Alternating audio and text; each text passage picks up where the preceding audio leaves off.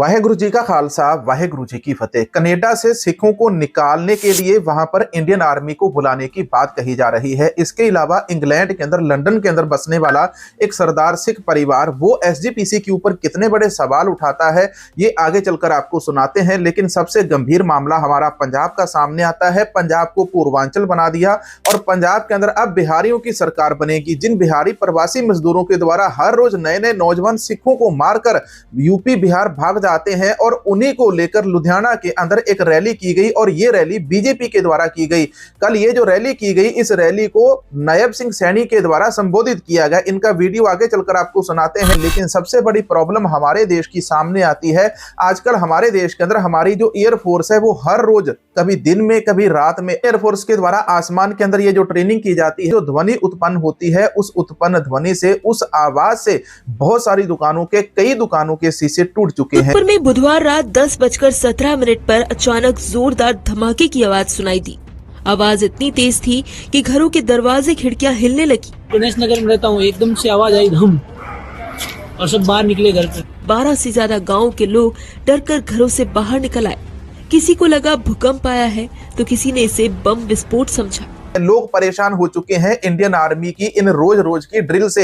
आखिर ऐसा कौन सा चाइना ने भारत के ऊपर हमला किया या अमेरिका ने भारत के ऊपर आकर एयरबेस बना लिया कि इंडियन एयरफोर्स हर रोज नए से नए लड़ाकू जहाज लेकर लोगों के घरों के ऊपर चक्कर काटती रहती है। लोगों के मनों के अंदर डर का माहौल बना दिया है। पता नहीं किस समय कौन सा युद्ध इन्होंने छेड़ देना है। ऑपरेशन सिंदूर हुआ था और वहां पर अपने ही राफेल इन्होंने गिरवा लिए। और मोदी जी से झूठ जितना मर्जी बुलवा लो। अमेरिका के अंदर अमेरिका के राष्ट्रपति डोनाल्ड ट्रंप के द्वारा कल एक नई धमकी दी गई। अमेरिका के राष्ट्रपति डोनाल्ड ट्रंप ने कहा कि अमेरिका के अंदर जो सुप्रीम कोर्ट के द्वारा टैरिफ को लेकर नया ऐलान किया गया, स्क्रीन के ऊपर आप इसकी पोस्ट देखिए। डोनाल्ड ट्रंप अपने अकाउंट के ऊपर पोस्ट लिखते हैं, जो भी देश सुप्रीम कोर्ट के इस हास्यास्पद फैसले के साथ खिलवाड़ करना चाहेगा, विशेषकर वे देश जिन्होंने वर्षों यहां तक कि दशकों से अमेरिका का शोषण किया है, उन्हें हाल ही में सहमत हुए टैरिफ से कहीं और अधिक और बदतर स्थिति का सामना करना पड़ेगा। अमेरिका के राष्ट्रपति के द्वारा यह मोदी को सीधी सीधी चेतावनी दी गई। उसके बाद वहां पर जो कमेंट आए, उन कमेंट्स के अंदर उन्होंने इंडिया मोदी लिखा और कहा कि मोदी के ऊपर और ज्यादा टैरिफ लगाएंगे और मोदी की स्थिति इससे भी कहीं ज्यादा बदतर हम कर देंगे। इसके अलावा कैलिफोर्निया से भी एक बड़ी खबर सामने आती है। कैलिफोर्निया के अंदर सिखों के लिए एक बहुत बड़ा ऐलान होने वाला है। कैलिफोर्निया के अंदर रेफरेंडम होने वाला है। कैलिफोर्निया के अंदर जो खालिस्तानी एक्टिविस्ट है, उनकी भी मीटिंग कैलिफोर्निया डिपार्टमेंट के साथ होने वाली है। लेकिन कैलिफोर्निया से ही एक बड़ी महत्वपूर्ण खबर सामने आती है। यह खबर भारतीयों को लेकर सामने आती है। भारत से जो अमेरिका जाते हैं, कनाडा जाते हैं, बीजेपी वाले किसी महान मंत्री ने यह बात कही थी कि भारत से जो भी व्यक्ति, लड़का, बच्चा विदेश जाता है, उसको भारत का एम्बेसडर माना जाता है। अब भारत के एम्बेसडर ने कैलिफोर्निया के अंदर कौन से झंडे गाड़े हैं अंधभक्तों के द्वारा, तो आप ये देख लीजिए। अमेरिका के कैलिफोर्निया प्रोविंस के मैनिटोबा के श्री करण गुप्ता जिस कंपनी में काम करते थे, वो वहां पर सुपरवाइजर बन गए। उन्होंने अपने दोस्त का फर्जी रिज्यूम तैयार किया और उसे नौकरी के ऊपर रख लिया। अब किसी रिश्तेदार को, किसी यार दोस्त को नौकरी के ऊपर रखा है, इसके अंदर तो कोई भी बुराई नहीं है। लेकिन यहीं से तो सारा खेल शुरू होता है। जहां पर अंधभक्त, वहां पर कोई ना कोई झोल तो होना ही है। इस करण गुप्ता को वहां पर सजा क्यों हुई सुनो। जिसे नौकरी के ऊपर रखा गया और जिसके सुपरवाइजर श्री करण गुप्ता जी थे, वो कभी भी काम के ऊपर नहीं आए। करण गुप्ता के द्वारा जिस लड़के को नौकरी के ऊपर रखा, वो कभी भी काम के ऊपर नहीं आया। और उस लड़के की जो सैलरी है, उस दूसरे लड़के के खाते के अंदर सुपरवाइजर ने, करण गुप्ता ने जिसको रखा था, उसकी सैलरी उसके खाते में हर महीने जाती रही और दोनों आधी आधी सैलरी बांटते रहे। इसका ऑडिट हुआ और अमेरिका के अंदर करण गुप्ता जी पकड़े गए। अब करण जी का जो करण कवच है वो टूट गया और करण कवच के ऊपर तकरीबन कितना है, 1.2 बिलियन डॉलर्स का जो है घपला वहां पर अमेरिका के अंदर किया और कोर्ट के द्वारा अब इसको सजा सुनाई जा रही है। चलो, यह खबर ज्यादा पुरानी हो गई है, हम इसके ऊपर ज्यादा बात नहीं करेंगे। पहले बात कर लेते हैं लुधियाना की। दोस्तों, लुधियाना के अंदर, पंजाब के अंदर इस बार बीजेपी जो पार्टी है, बीजेपी पार्टी पंजाब के अंदर बहुत सारी रैलियां कर रही हैं। 2027 का जो इलेक्शन है, इस इलेक्शन के अंदर सरकार किसकी बनेगी हमको कुछ भी यहां पर साफ साफ दिखाई नहीं देता। लेकिन पंजाब के लोग चाहते हैं कि एक अमृतधारी, एक गुरसिख व्यक्ति पंजाब की कुर्सी के ऊपर बैठे, जो पंजाब के अंदर पंजाब की सत्ता को चलाए और पंजाब को फिर से रंगला पंजाब बनाए, ना कि पंजाब को दूषित पंजाब बना दे, ना कि पंजाब को गैंगस्टरों का पंजाब बना दे। आपको इंग्लैंड लंदन वाला एक वीडियो दिखाते हैं, इसके बाद फिर आपको पंजाब बीजेपी वाली खबर बताएंगे। पंजाब के अंदर बिहारियों की सरकार बन रही है। पंजाब के लुधियाना के अंदर जो रैली हुई है, इसको यहाँ पर कौन संबोधित कर रहा था? बीजेपी वालों ने यहाँ पर बहुत बड़ा इकट्ठ रखा था और प्रवासी मजदूरों के द्वारा ही पंजाब के अंदर इलेक्शन के अंदर जीत के लिए जो बीजेपी है वो हाथ पैर मार रही। तो पहले इस भाई का वीडियो सुनते हैं। इनका वीडियो वैसे आपने कई बार इनकी शक्ल देखी भी होगी। इसका नाम है किंग हरमन कपूर। एक तो लोग अपनी आईडी के ऊपर नाम भी सही नहीं लिखते यार। फिर से बात करूंगा विवादित। जय श्री राम। जय श्री राम। सत श्री अकाल। सत श्री अकाल। जो हमारे पंथ के लीडर है उनकी फिर से जलेगी, जलने दो, क्योंकि हम सच बोलते हैं और सच सब कोई सुनता है तो वो सुलगता है, कड़वा लगता है। तो आप परेशान हो, 10 गाली देना खा लूंगा, टेंशन नहीं है। अब राम की राह पे चल रहे हैं तो फिर चलता है, गाली खाना बनता है। अरदास रोज करते हैं हम गुरुद्वारे में, दिन में कितनी बार। सब सिखन को हुक्म है, गुरु मान्यो ग्रंथ, गुरु ग्रंथ की मान्यो, प्रकट गुरा की दे। तो फिर आप गुरु ग्रंथ साहब जी को मानते क्यों नहीं हो? एक सेकंड। तो मतलब गुरुद्वारे में हमेशा अरदास होती है, तो ये बोला जाता है सब सिखों को हुक्म है, गुरु मान्यो ग्रंथ। तो गुरु ग्रंथ साहब जी में क्या लिखा है? राम, कृष्ण, विष्णु, हरि, महेश। एग्जाम्पल भी दिए गए हैं कि कौन सा कृष्ण, कौन सा राम, कौन सा विष्णु। हुक्म ही नहीं मान रहे। लिखा हुआ है कौन से हैं, किसको मानना है। अरदास ही नहीं मान रहे। नरसम्मा के बारे में लिखा हुआ है, वो कौन था, उसने किस तरह से उद्धार किया छोटे से बालक का, किस तरह से द्रौपदी की जब लज्जा फंसी हुई थी उसने राम को नाम लिया, उसकी रक्षा के लिए आए। पंचाली को राजसभा में राम नाम सुधाई, कहाँ लिखा हुआ है? छठ सी घासन हर जी आए।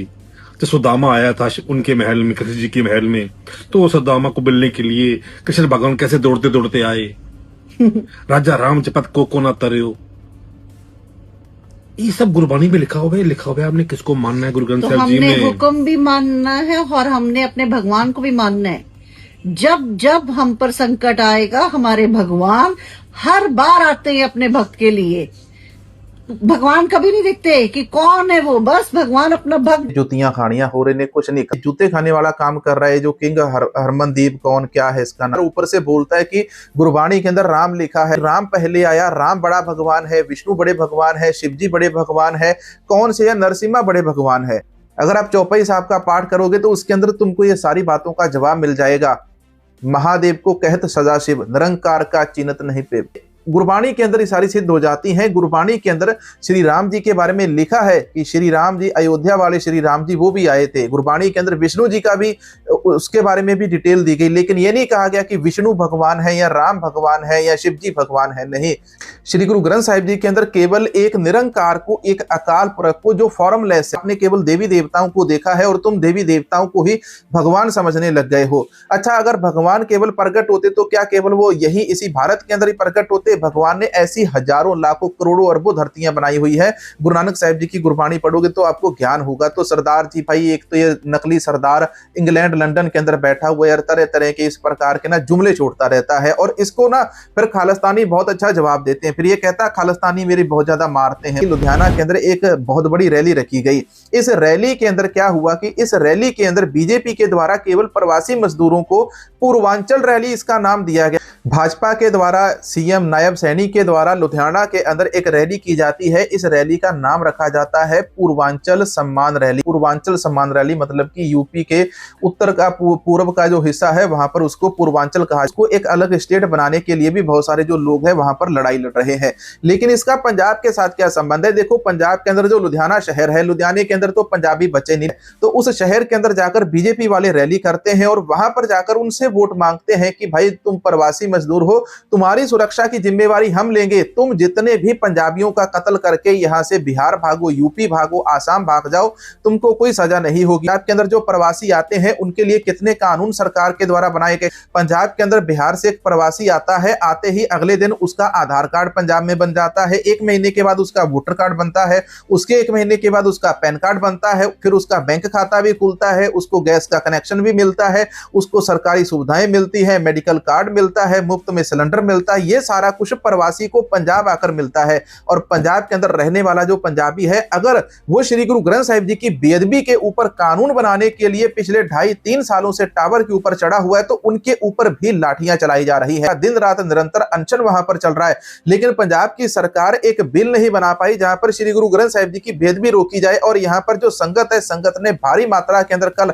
आप स्क्रीन के ऊपर तस्वीरें देखिए, यहां पर ये जो पुलिस है, पुलिस क्या कर रही है, पुलिस लोगों के साथ धक्का मुक्की कर रही है, को कह रही है कि तुम अपना मोर्चा यहां से हटाओ, तुम लोग यहां पर प्रोटेस्ट नहीं कर सकते, तुम श्री गुरु ग्रंथ साहिब जी की बेअदबी को रोकने के लिए कानून की मांग नहीं कर सकते। मतलब ये जो स्टेट है प्रवासी भाइयों मजदूरों के हाथों में चला गया। ये जो स्टेट है पंजाब, पंजाबियों का स्टेट तो रहा ही नहीं, पंजाब के अंदर अगर प्रवासियों का इस प्रकार से डंका बजेगा, प्रवासियों के लिए मोदी सरकार भी आएगी और जो यहां पर सिख गुरसिख अमरधारी रहते हैं, जिनके श्री गुरु ग्रंथ साहिब जी की रोजाना बेअदबी होती है, तो उनको धक्के मार मार कर उन्हीं के मोर्चे से निकाला जाता है। बंदी सिखों की रिहाई नहीं होती। जत्थेदार भाई जगतार सिंह हवारा वाला मोर्चा ले लो, पंजाब के अंदर बहुत जल्द कोई खालसा राज वाली सरकार आएगी और तभी जाकर ये जो सारी की सारी प्रॉब्लम्स है ये सारी यहां से हल होगी। कनाडा से कहा जा रहा है कि भाई तुम सिखों को निकाल दो, सिखों को मारो पीटो, कनाडा के अंदर इंडियन आर्मी को बुलाओ और इंडियन आर्मी कनाडा के अंदर आकर यहां से सिखों को, खालिस्तानियों को मारेगी पीटेगी और फिर उनको नानी याद दिलाई जाएगी 1984 वाली,